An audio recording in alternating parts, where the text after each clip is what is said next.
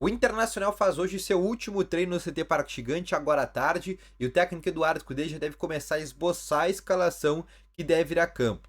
No vídeo hoje eu quero te trazer mais informações sobre duas notícias ótimas que a gente tem dentro do Internacional, sobre algo escandaloso e algo que continua acontecendo e reverberando, uma briga entre o Internacional e também a CBF, e também sobre Ramon Dias, né, que foi um treinador que antes da chegada do técnico Eduardo Cudê foi um treinador que o Inter chegou a tentar, fez sondagem, fez ali uma iniciativa de possibilidade de contratação. Naquela época ele estava no Vasco. E é um treinador que agora ficou livre no mercado depois de pedir demissão do Vasco.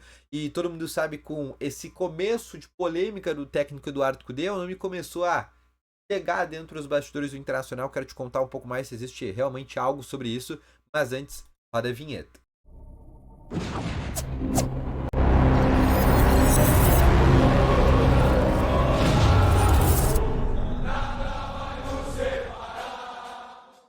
Bom dia, colorados! Começando aqui com novas informações sobre o Internacional, e só antes de começar com esse vídeo, não esquece já de deixar o teu gostei, te inscrever no canal e ativar também aqui o sininho de notificações, que é muito importante.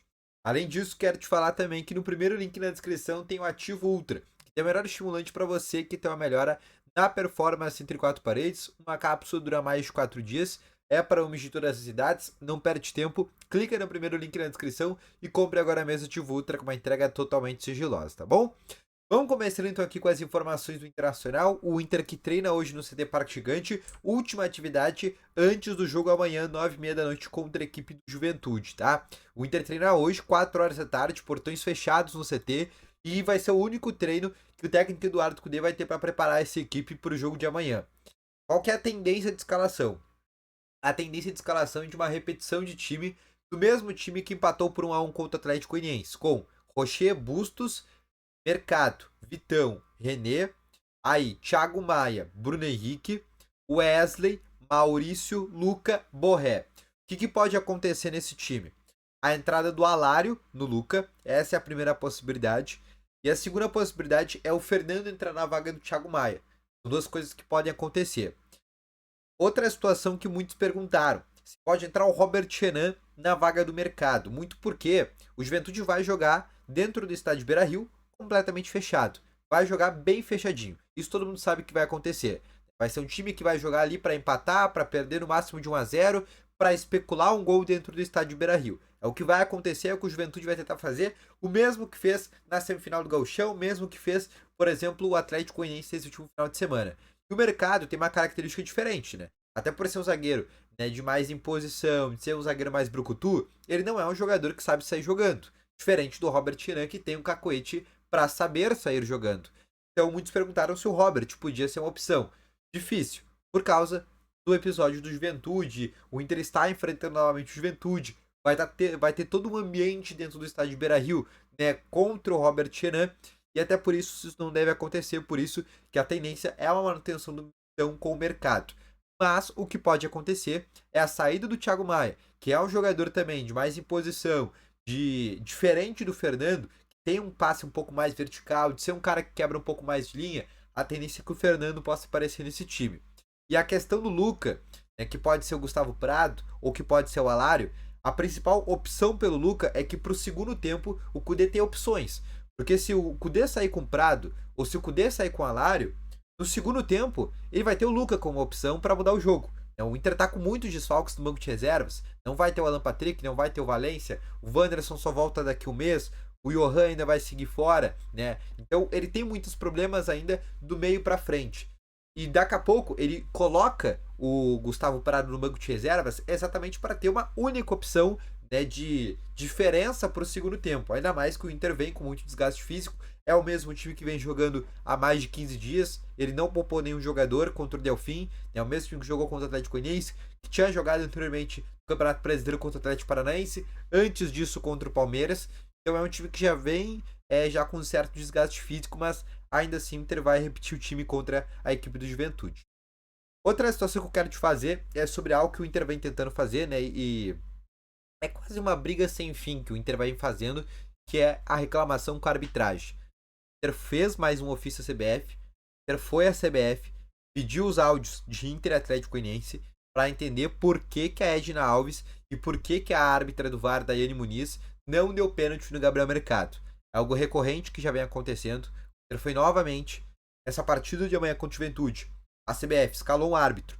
Foi o mesmo de Inter e Bahia, aquele mesmo árbitro que teve 6 cartões amarelos para o Inter, que teve um recorde de faltas, né, de picotar o jogo, e é o árbitro para a partida de amanhã. Então, um árbitro que picota jogo, que dá cartão, somado a um jogo contra o Juventude, que vai ser um time que vai jogar retrancado, que vai fazer ser o jogo inteiro, a gente já tem alguns requintes de algo que começa a ficar preocupante. Além disso, o Inter também vem já reclamando de maneira recorrente, dentro também da CBF, exatamente essas escalas, de por que colocam árbitros com nível de experiência ou com um histórico de erros recentes. Por exemplo, colocou a Edna. A Edna é uma árbitra que estava suspensa há 6 meses. No passado ela ficou suspensa durante 6 meses, estava apitando um jogo de Série C. Colocou contra o Inter. Contra o Palmeiras, colocaram um árbitro estreante no Campeonato Brasileiro. Nunca tinha apitado um jogo de Série A. Na partida contra o Atlético Paranaense, colocaram um árbitro que também coloca muitos cartões amarelos. Lá no Inter, no primeiro tempo, o Inter teve 6 faltas, tomou 4 cartões amarelos. Então todas essas situações o Inter vem reclamando já de uma maneira sem fim, mas é algo escandaloso que ainda segue acontecendo com o Inter. Na verdade, até com outros clubes de futebol brasileiro, mas sempre tem alguns que por algum motivo acaba isso não acontecendo. E, por exemplo, Flamengo e Botafogo colocam árbitro FIFA, VAR FIFA. Em outros jogos também, como Corinthians e Fluminense, continuam acontecendo árbitros FIFA. Mas no jogo do Inter colocam árbitros que ainda não tem um nível de preparo, muito por culpa da CBF, ainda muito eficaz. Outra situação que eu quero te fazer, 2 notícias boas, tá? Valência e Alan Patrick. Ontem, na segunda-feira, já tinha te trazido essa informação. 2 caras que começaram a treinar normalmente. Na terça-feira, a expectativa é que também treinem normalmente. Não vão estar, obviamente, contra o Juventude. Mas são caras que estão sendo preparados para o jogo do meio de semana que vem. Que é contra o Juventude, mas no estádio Beira-Rio pelo Campeonato Brasileiro. 2 caras estão sendo preparados para o meio da outra semana. Pelo Campeonato Brasileiro, um jogo importante que o Inter tem, porque é aquele jogo que a gente coloca, olha, é o jogo que o Inter tem que fazer os 3 pontos. Que é contra o Juventude, no estádio Beira-Rio, pelo Campeonato Brasileiro. E é aonde esses caras estão sendo preparados para voltarem a jogar, tá bom? Outra situação que eu quero te falar, tá? Sobre técnico. Ramon Dias saiu do Vasco, demitiu, o Barra foi demitido. Todo o embrolho que aconteceu lá no Vasco, mas enfim. Foi um cara que o Inter procurou na metade do ano passado, após a demissão do Mano Menezes. Ele estava no Vasco, não quis sair do Vasco, o Inter foi pro nome do Eduardo Cudê. Todo mundo sabe, principalmente depois da última entrevista do Cudê, que ele começou a...